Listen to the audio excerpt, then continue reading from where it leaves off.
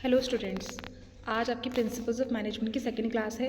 Last class में मैंने exams के पॉइंट ऑफ व्यू से क्या कहते हैं कुछ क्वेश्चंस डिस्कस किए थे जो आपके एग्ज़ाम्स के पॉइंट ऑफ व्यू काफ़ी ज़्यादा इंपॉर्टेंट हैं। ये आपकी सेकंड क्लास है। The first question is inventory control is managerial control, physical control, financial control या all of the above. Answer है इसका all of the above. Inventory control में सारे कंट्रोल हमारे इंक्लूड होते हैं, चाहे वो मैनेजरियल हो, फिजिकल हो, चाहे फाइनेंशियल हो। तो तीनों ही कंट्रोल हमारे इन्वेंट्री कंट्रोल में इंक्लूड होते हैं। तो answer is all of the above. Second question is according to MC Carthy Ps of marketing mix are. MC Carthy के according Ps of marketing mix कितने टाइप्स के थे? 2, 4, 5 या 6? तो अकॉर्डिंग टू MC कार्टी इसके जो पीस थे marketing mix के वो हमारे 5 थे। Question number 3, control process. Control process क्या है हमारा? चीप, कॉस्टली अफेयर, अनइकोनॉमिकल या यूजलेस? तो कंट्रोल प्रोसेस जो है हमारा कॉस्टली अफेयर है। क्यों? क्योंकि इसमें जब हम लोग कंट्रोलिंग प्रोसेस करते हैं इसमें काफ़ी ज़्यादा हमारी कॉस्ट लगती है, काफ़ी ज़्यादा हमारा पैसा लगता है। इस वजह से जो इसका प्रोसेस है वो एक कॉस्टली अफेयर है। Question number 4, the concept of bounded rationality. जो आपका कॉन्सेप्ट था बाउंडेड रेशनैलिटी का हैज़ बिन गिवन बाय, किसके द्वारा दिया गया था? George R. टेरी, पीटर F. डगर, हर्बर्ट A. साइमन या R.S. डबार? तो इसका आंसर है मतलब हमारा बाउंडेड रेशनैलिटी किसके द्वारा दिया गया था? वो हमारा दिया गया हर्बर्ट A. साइमन के द्वारा हमारा बाउंडेड रेशनैलिटी कॉन्सेप्ट दिया गया था। Next question is question number 5, dash is the ability to influence group towards the achievement of goals. ये एक डेफिनेशन है जो किसके द्वारा पूछी गई है। ऑप्शन है लीडरशिप, मैनेजमेंट, कोरिजन या डिक्टेटरशिप। लीडरशिप इसका आंसर है कि लीडरशिप एक ऐसी एबिलिटी होती है to influence group towards the achievement of goal, कि ग्रुप्स को क्या करना? इन्फ्लुएंस करना किसी भी गोल को अचीव करने के लिए। तो the answer is leadership.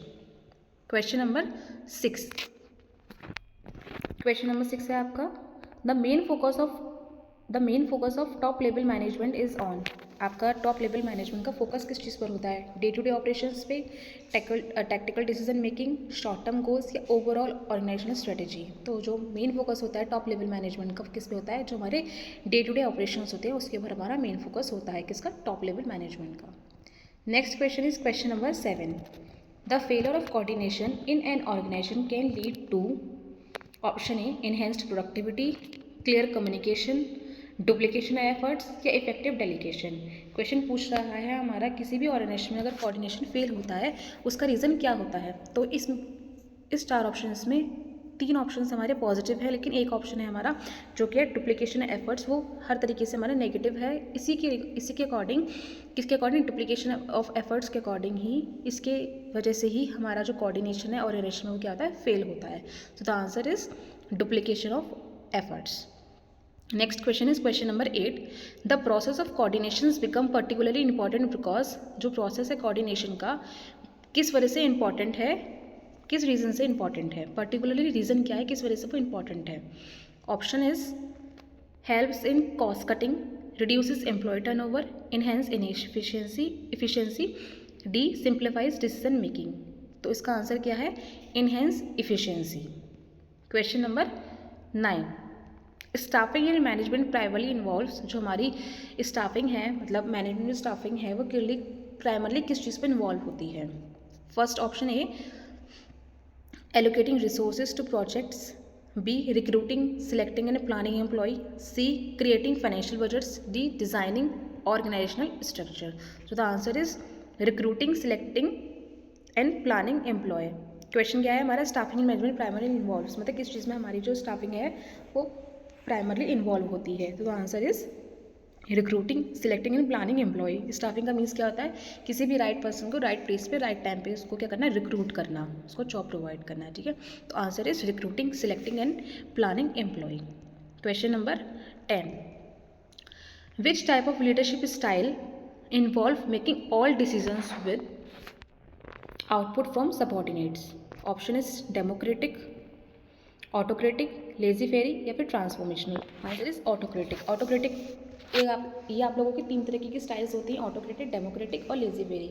Autocratic में क्या होता है, जो पावर होती है वो सिर्फ और सिर्फ लीडर के पास होती है, सारे रूल्स एंड रेगुलेशंस जो भी डिसीजंस वगैरह है वो हमारे कौन लेता है, ऑटोक्रेटिक में, मतलब हम ऑटोक्रेटिक में लीडर्स ही लेता है। डेमोक्रेटिक में क्या होता है, लीडर प्लस एम्प्लॉयज़, इसमें दोनों का रोल होता है, दोनों ही लोग आपस में सहमति के साथ क्या कहते हैं, डिसीजंस लेते हैं। लेकिन लेजी फेरी में क्या होता है कि एम्प्लॉयज़ फ्री होते हैं, उनके ऊपर लीडर का कोई भी दबाव नहीं होता कि उन लोगों को उसके ऊपर क्या करना है, डिसीजंस लेने हैं या फिर किस तरीके से उनको करना है काम। सारा काम क्या होता है, एम्प्लॉयज़ के ऊपर होता है, उनको किस तरीके से अपना काम करना है, किस तरीके से डिसीजंस लेने हैं। तो इसका आंसर क्या होगा हमारा, autocratic.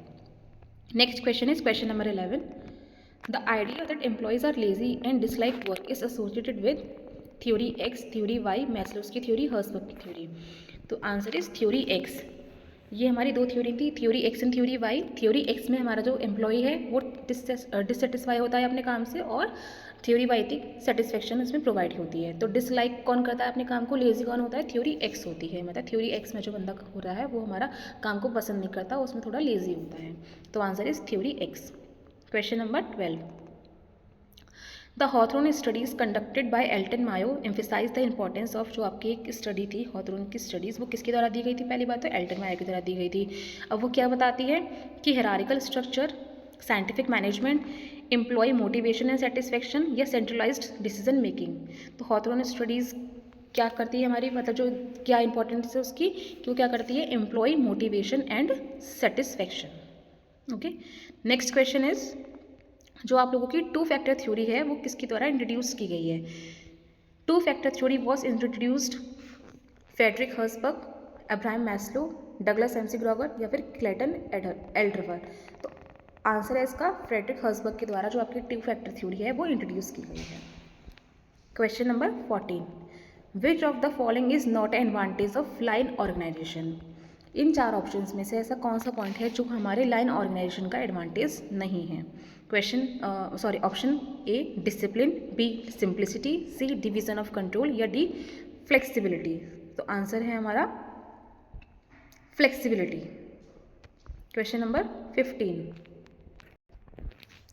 Which of the following is also known as military organisation. इन चारों पॉइंट्स में से ऐसी कौन सी ऑर्गेनाइजेशन है जिसको हम मिलिट्री ऑर्गेनाइजेशन भी बोलते हैं। Line and staff organisation, line organisation, functional organisation या नन ऑफ द अबव। तो इसमें हम लाइन एंड स्टाफ को also known as military organisation बोलते हैं। Option A is correct answer. Question number 16।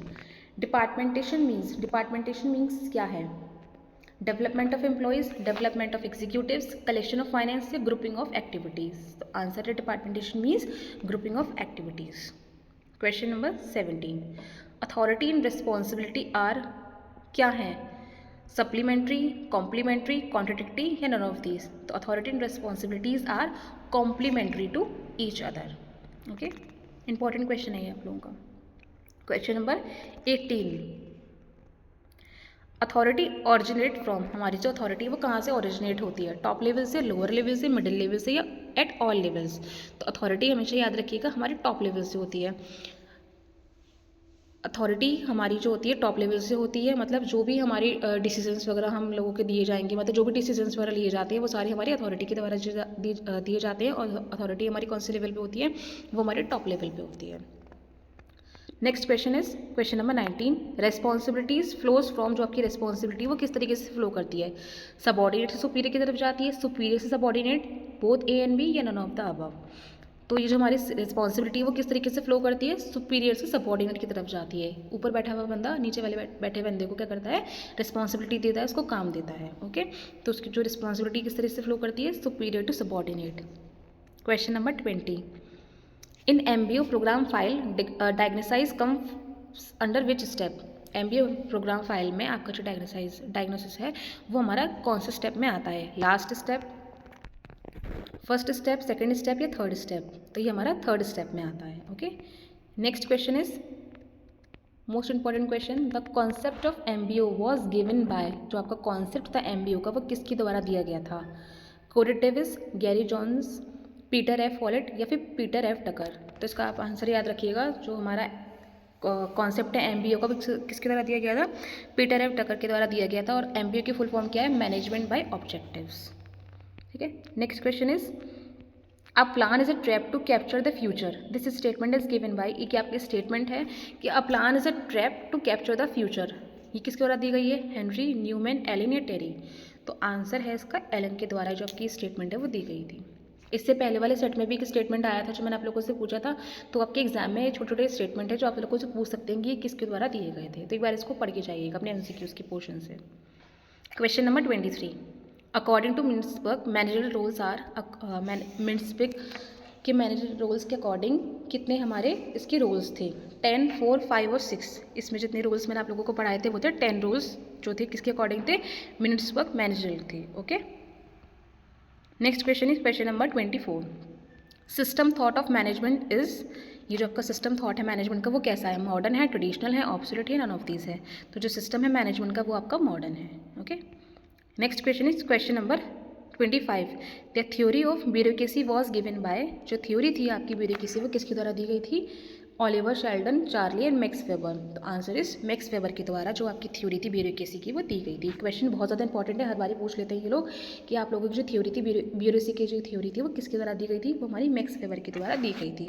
तो आज की क्लास के 25 क्वेश्चन, इसको आप एग्जाम से जाने से पहले ज़रूर देख के जाइएगा, इंपॉर्टेंट क्वेश्चन हैं। ठीक है, okay, all the best, thank you.